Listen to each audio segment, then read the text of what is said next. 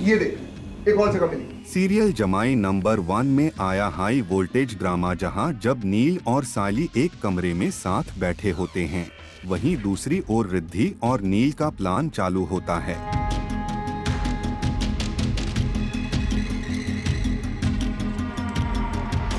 रिद्धि दबे पाव कमरे में दाखिल होती है और मौका देखते ही गन की असली गोलियों को नकली गोलियों से बदल देती है। सब कुछ इतनी सफाई से होता है कि सायली को जरा भी शक नहीं होता। लेकिन तभी कमरे में कोई खास रहा होता है। आवाज सुनकर सायली उधर जाती है, तभी रिद्धि झटपट वहां से गायब हो जाती है।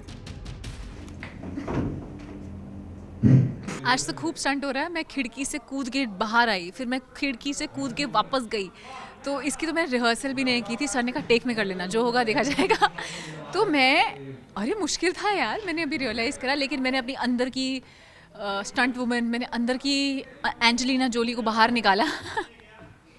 अंदर की कटरीना कैफ, प्रियंका चोपड़ा, आलिया भट्ट को मैंने बाहर निकाला और मैंने कहा मैं ये स्टंट करके रहूँगी। तो मुझे ऐसा लगता है कोई एक्शन मूवी चल रही है और पीछे से थ्रिलर, ऐसे थ्रिलर एक्शन मूवी नहीं होती, और उस थ्रिलर एक्शन मूवी में ऐसा होता है कि आप ऐसे जाते हो और आगे कोई लोग बैठे हुए हैं और आपको चुपके से, मतलब कुछ काम करके फिर चुपके से फटाफट निकल जाना है, और जैसे ही सामने वाला कोई बंदा होगा पीछे मुड़ के देखेगा और आपको ऐसे छुप जाना है और फिर ऐसे उठ। तो मतलब वैसे वाली फीलिंग आ रही थी एकदम, और मज़ेदार था, अच्छा था।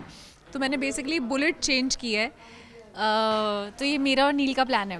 अब सायली मुझे मारना चाहती है पर मैं मरूंगी थोड़ी, हम लोगों को तो स्मार्ट होना पड़ेगा ना। तो मैंने जो असली बुलेट थी वो निकाल के नकली बुलेट उसमें डाल दी, और अब सायली को उसके बारे में पता नहीं है। अब आगे ऐसा होगा कि वो मुझ पे गोली फायर करेगी और मुझे गोली लग जाएगी और उसको लगेगा कि मैं मर चुकी हूँ, लेकिन मैं तो जिंदा हूँ, टाइगर जिंदा है। तो और फिर मैं बोलूँगी कि हाँ हाँ हाँ हाँ कैसा लगा मेरा मजाक। तो उसके बाद फिर उसका वो अपने ही जाल में खुद फंस जाएगी। वहीं दूसरी तरफ नील और सायली के बीच बहस भी देखने को मिली। जब सायली नील को रोकने की कोशिश करती है तो दोनों के बीच क्या होता है आप खुद देखिए।